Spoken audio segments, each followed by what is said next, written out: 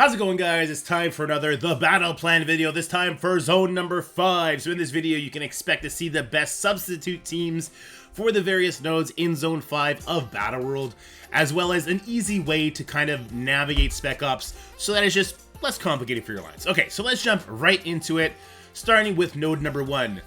This might be the first node that on difficulty 5, we start seeing some real challenges. So this kind of excites me. Node 1 is City or Support. That is your entire Hive Mind team. Void Knight is not City, but he is a support character.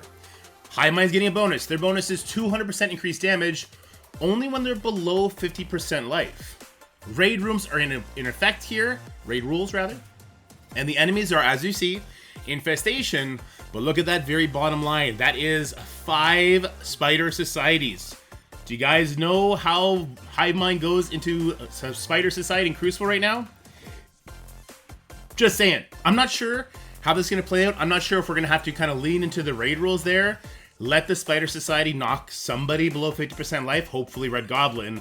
Then he'll ult with 200% damage and wipe the board. Maybe that can be a thing, but that's still scary. So, my main team, I'm still going to lean into the raid rules though, and the bonus rules for Hive Mind. So, the majority of people, 19 of them, are going to use Hive Mind. Apocalypse is a support character though. So you could use Apocalypse here. I'm just not sure if we want to use Apocalypse over Venom, or if the second last wave, I see a bunch of really easy to kill Infestation characters, if with that second last wave, can you blow them all up in one shot, which will activate Carnage passive, giving you, upwards to 1,500 speed bars. So you're going to take 2 turns before the Spider Society to drop in later can go, and then blow them up. That might be the case, and if so, maybe we'll want Venom there, because he has a heal block that we desperately need to deal with Peter v. Parker, right? I think it's on his ultimate. Or, if you want Apocalypse, he'll do his Falcon Punch, and he can drop one of them really low, and then you can pick them off. I just know that my experience with Apocalypse and Crucible, trying to pick off a Spider Society member with the raid rules active, it's not very good. And because this is not going to be on spawn, Apocalypse is also not going to stop them from getting their Safeguard. But we also have seen interesting things against the enemies, where the enemies get nerfed. We've seen, like, Brawn in the War Rules room, not giving speed up to all Gamma, just giving speed up to a couple of them. So who knows, maybe they're not going to get Safeguard, maybe they're not going to get speed up, whatever the case may be, we're going to have to wait and see.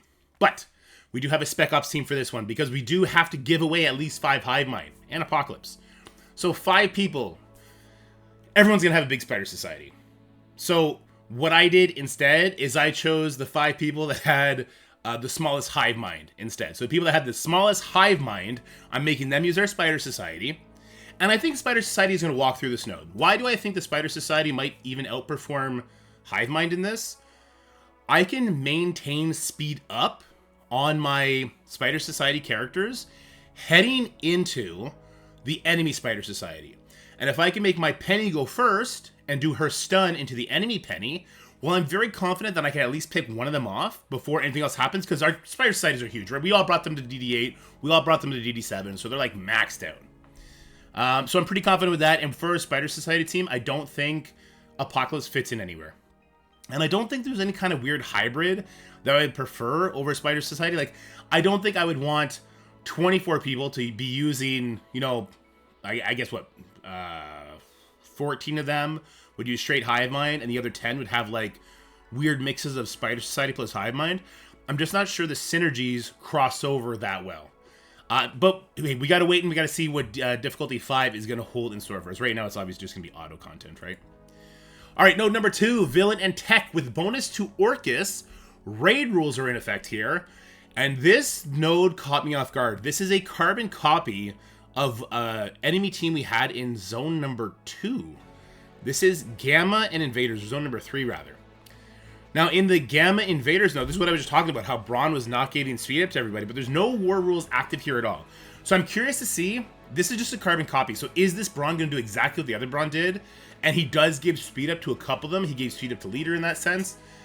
That would make this node a lot harder, but if there's no war rules at all for these characters, well then this is going to be super easy, even if we don't use Orcus. So again, we just lean into the same thing, where we're not going to bother trying to make hybrids. I don't think we're going to need to. Even if there's raid rules, if that Brawn is this neutered version where he's not giving speed up to absolutely everybody, I still don't think we need to. So once again, our main team. This is going to be Orcus. We're going to have them add their Sinister 6 to Spec Ops, because that is kind of the other head of the coin, right? The other side of the coin. Villain and tech, it's Sinister 6. So then I'm going to have the 5 people use Green Goblin Classic, Doc Ock, Vulture, and Mysterio. This is super important, okay? So we have 2 Superior 6 members. That activates the Vulture stuff that he needs for 2, and it activates the Mysterio stuff he needs for 2. Why is Mysterio so important here? When this Red Hulk drops in, the first Red Hulk, he's accompanied by a Green Hulk. So that means he gets immunity now. We can no longer control him. If we bring Mysterio, then we can control him. I can get an ability block on him. I can go ahead and beat him up in a bunch of various ways, which is going to be great. And I'm going to need these 5 people to add their entire Orcus team to Spec Ops. This is a little bit different though. So normally I would just want the biggest Green Goblin Classic, Doc Ock, Vulture, Mysterio +1. That could be Kang, that could be Doom, any kind of villain tech, like Ultron, I guess. Maybe he can be interesting here. I would want the biggest team like that.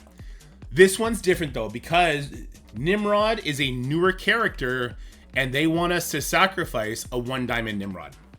So for my alliance, basically what I had is the people that had the 1-diamond Nimrod, we only had 10 of them. Those 5 people, I'm making them sacrifice their Orcus team, and they're going to use the Green Goblin Classic. That's kind of going to line up anyway. Like people who wailed out on Nimrod, they're probably going to have big older characters too, right? So it's kind of a win-win. I don't think there'll be an issue with this particular design if raid rules are applied. If the Gamma team, they're not being affected by raid rules, but they are being affected by war rules, but we're not, I'll be interested to see how that plays out. But we'll have to wait and see. Some great villain tech characters you can do that are also in line with Sinister 6. You can bring in a Shocker if you want, and then I believe your Doc Ock will summon in Rhino, if I'm not mistaken. And then if he summons in Rhino, I believe that's going to make it so Red Hulk can't gain charges. Like, might be war only though. We'll have to double check that. But I'm not too concerned about Node 2, just because when we did it on Zone 3, it was very uninteresting. Very uninteresting. All right. Zone 5, Node 3. This is going to be our Herald Mission. Hero and Mystic are getting a bonus here, in particular the Night Stalkers. What are the Night Stalkers getting? I think it's like 187% damage or speed or something like that. It's crazy. So they're getting a giant speed boost. They're getting a giant damage boost. And so I kind of don't want to leave any player without at least some Night Stalkers, because all the Night Stalkers do AoE openings, right? There are raid rules bonuses here. The enemy is going to be Void Knight, Colleen, Ronin, Silver Samurai, and Deadpool, as you see. So I do have 3 different Spec Ops teams for this, for what I said. I don't want to leave anybody without like these big burst damages, okay? So the main team, 9 people will get to do this one. Blade Oath, Man-Thing +1. That +1 cannot be Deathpool, Black Panther Shuri, Captain Britain, or Robbie, because I'm going to get those 9 people, or some of those 9 people to Spec Ops those particular characters, okay? Spec Ops Team 1, Blade, Oath, Man-Thing, Deathpool. These guys are going to have to add their Moon Knight to Spec Ops, okay? Spec Ops Team 2, Deathpool, Moon Knight, Weaver, Black Panther Shuri, Robbie, and then Oath. So Oath and Moon Knight are going to be our 2 characters here. This is the one I'm, I guess, most concerned about, but really, not really. Because Oath, people are going to have her smaller, but you're going to have a giant Moon Knight, right? And Moon Knight absolutely smacks. He has a damage boost here. He's got a speed boost. I'm actually more concerned that the enemies in this Herald mission don't get a turn. I guess I'm not concerned. It's going to be good for us. Spec Ops Team 3, this is going to be a Blade, Man-Thing, Moon Knight, Deathpool, and we're going to be adding Oath to Spec Ops for this one, all right? I'm not concerned about the Herald nodes. They just seem to be... The bonuses are so powerful for these teams. As long as we're incorporating some sort of hybridized version for all of our players, we're kind of just going to walk away fine. And Deathpool is amazing here because of those raid rolls, right? Deathpool is going to be giving her team even more speed bars. So I'm not concerned about these guys whatsoever. Yeah, Void Knight, he's going to start with speed up. He gets a little bit of speed bar. But when you have Deathpool giving speed bar and Moon Knight has like 200% increased speed, it's kind of just a wrap. I'm just not worried about it. All right, that moves us on to node number 4. This is going to be our elite node where we have to use Astral Pegasus. Bonus to Astral. Bonus is the war rules. Lucky for us, unlike the last node, there's not really any war characters here besides one lonely Mr. Negative. This is going to be the same as yesterday, though, and it's going to be the same for every other zone. This is just kind of plug in your Astral characters as you get them. On my baby account, I have Doctor Strange built up now. I'll never use Ironheart MK2 again for anything in the game. Moondragon, once I get her built up, we're going to kick the can to Iron Man Infinity War. Ancient One's going to replace Darkhawk. Emma Frost will replace Rescue, just because at that point, I have enough Astral people to make it make sense. And Shadow King, who I think's event is either going to run next week or the week after based on data mines. As soon as we get him, then we can start using Kestrel in other zones and other nodes if we're allowed to, right? Because she can be pretty handy. Zone 5 actually has that bonus mission, right? So now we actually have a 5th node for Zone 5. This is bonus mission. Asgardian is the team you have to use. Bonus to Odin. So when Odin does his basic, all Asgardians gain 4 energy.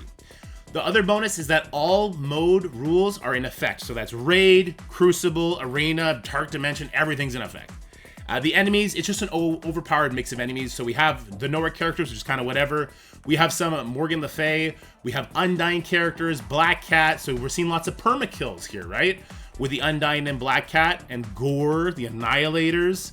The reason for that is because, obviously, with all mode rules on, our main team is just going to be Bifrost. If you don't have Odin, full Bifrost, get as far as you can, you're not going to clear the node. If you do have Odin, it's Odin with Bifrost, and we're going to take out Beta Ray Bill. The reason you take out Beta Ray Bill is because Teen Loki is going to be giving you damage. Sylvie is going to be getting stuns, turn meter rewind, which is really, really nice. Vol, obviously, ult, revives people, huge buffs. The special is an ability block to everybody. She has the expose feature. Her and Odin are going to pop off really hard together. And Loki, you might think like, okay, do I take Beta Ray Bill or do I take Loki? Loki gives summons, so that's going to be like bodyguards for you, like kind of pin cushions that the enemy's going to have to take out. Puts you in stealth, gives you speed up and offense up. That is hugely, hugely, hugely impactful for a character like Odin, who can then just be like Sonic the Hedgehog speeds, right? And then obviously Odin, we'd want him more. I think that's going to be very important, Loki, to be carrying his speed up to his team. It's either going to be Odin's speed up or his speed up to his team for the final wave, where we see Mephisto drop in with a bunch of overpowered characters around him. And if we can't kill every single overpowered character around him before Mephisto gets to empower them, it's going to be rough. The only way we can do that is if we're going into that wave with preloaded turn bar, the Bifrost and Odin alive, and we get to go from there. Okay, so that's our strategy. Kind of buried the lead there. Strategy: enter the new waves with Loki speed up and Sylvie rewind. Possibly save an Odin special for right before the Mephisto wave. Why would you do that?